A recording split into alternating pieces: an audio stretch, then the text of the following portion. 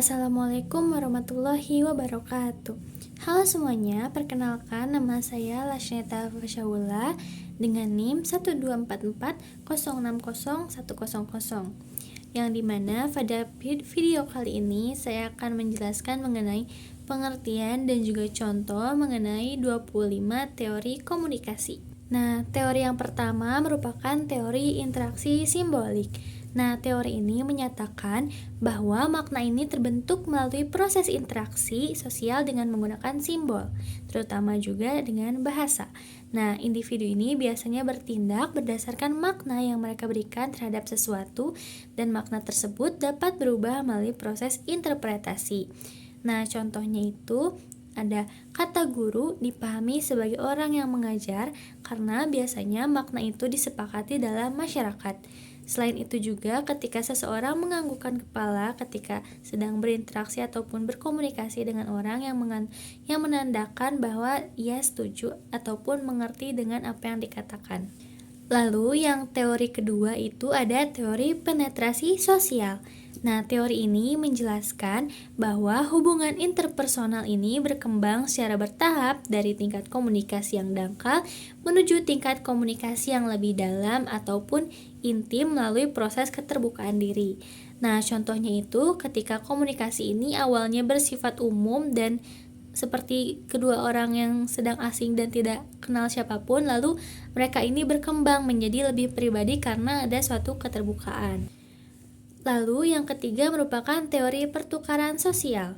Nah, teori ini memandang bahwa hubungan sosial sebagai proses pertukaran yang dimana individu ini menilai hubungan berdasarkan perhitungan keuntungan dan kerugian yang diperoleh. Nah, contohnya ini hubungan yang dipertahankan karena kedua belah pihak ini merasa saling diuntungkan. Nah, yang keempat ada teori jarum hipodermik. Nah, teori jarum hipodermik ini beranggapan bahwa pesan media memiliki pengaruh langsung, kuat, dan juga seragam terhadap audiens tanpa adanya proses penyaringan atau penolakan.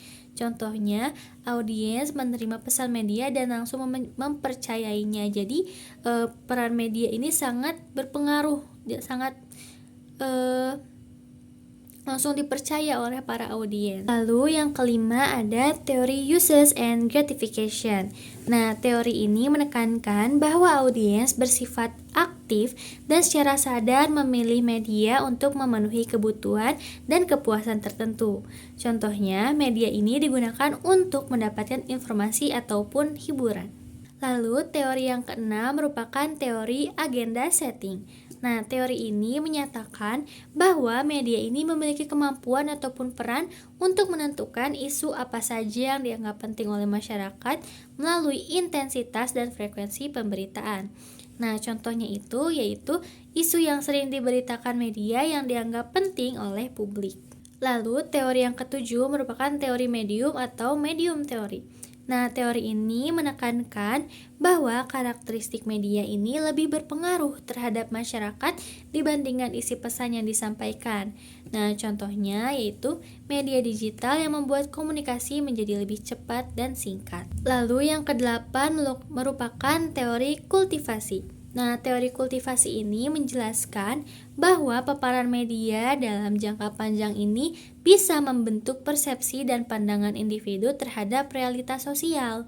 Nah, contohnya itu, media yang dikonsumsi secara terus-menerus oleh audiens, dengan begitu mereka ini terpengaruh dan ataupun mempengaruhi cara pandang seseorang. Lalu yang kesembilan merupakan teori jaringan organisasi. Nah, teori jaringan organisasi ini melihat bahwa organisasi sebagai jaringan komunikasi yang menghubungkan individu-individu dalam struktur formal maupun informal.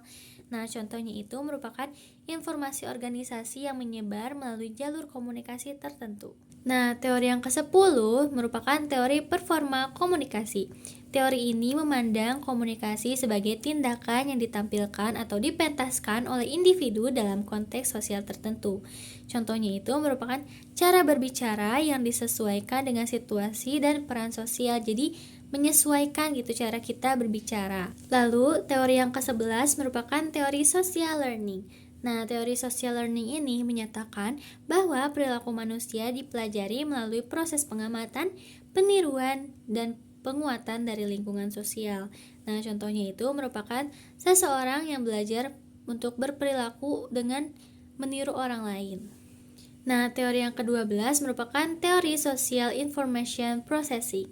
Teori ini menjelaskan bahwa hubungan sosial dapat berkembang melalui komunikasi berbasis teknologi meskipun tanpa kehadiran isyarat nonverbal.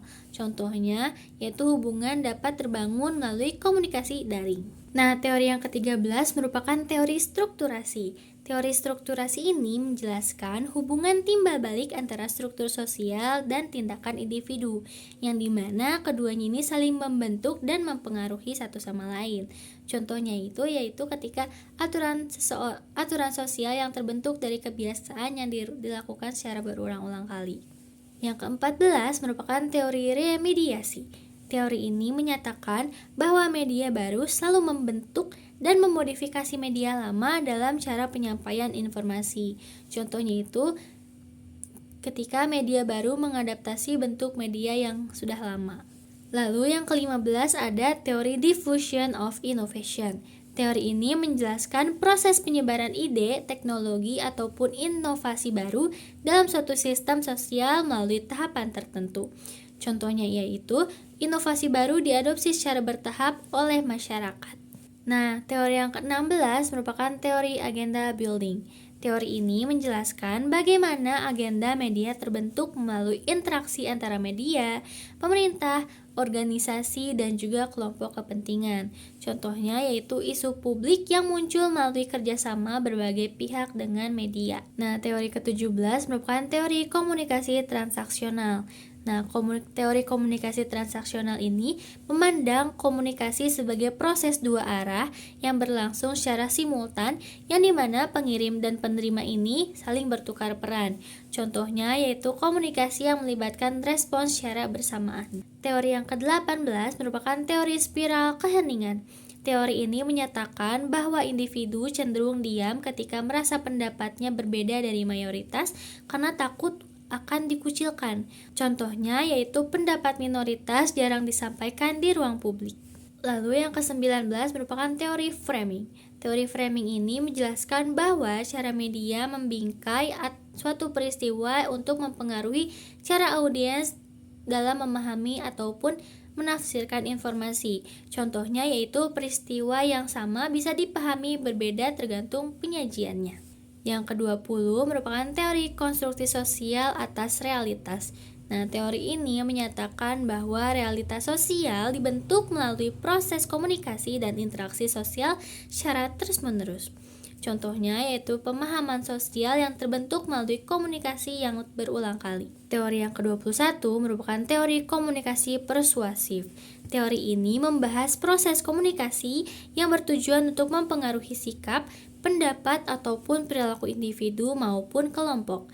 Contohnya yaitu pesan yang dirancang untuk mengubah pandangan audiens. Teori yang ke-22 merupakan teori komunikasi interpersonal. Teori ini mempelajari komunikasi antar individu yang berlangsung secara langsung dan melibatkan pertukaran pesan verbal maupun nonverbal. Contohnya yaitu pertukaran pesan yang terjadi antara dua individu secara langsung. Teori yang ke-23 merupakan teori kritis atau critical theory. Nah, teori ini menelaah komunikasi sebagai alat kekuasaan dan ideologi serta menekankan kritik terhadap dominasi dan ketimpangan sosial. Nah, contohnya yaitu media yang dikaji untuk melihat adanya ketimpangan kekuasaan. Teori yang ke-24 merupakan teori ekologi media. Teori ini memandang bahwa media sebagai lingkungan yang membentuk cara berpikir, merasakan, dan berperilaku manusia. Contohnya yaitu media yang mempengaruhi cara manusia berinteraksi dan memahami dunia. Teori yang terakhir atau teori yang ke-25 merupakan teori Coordinate Management of Meaning. Teori ini menjelaskan bahwa makna dalam komunikasi dikelola secara bersama oleh individu melalui aturan dan konteks sosial. Contohnya yaitu makna pesan yang dibentuk melalui kesepakatan bersama. Sekian mengenai penjelasan 25 teori komunikasi. Saya pamit undur diri. Terima kasih atas perhatiannya. Wassalamualaikum warahmatullahi wabarakatuh.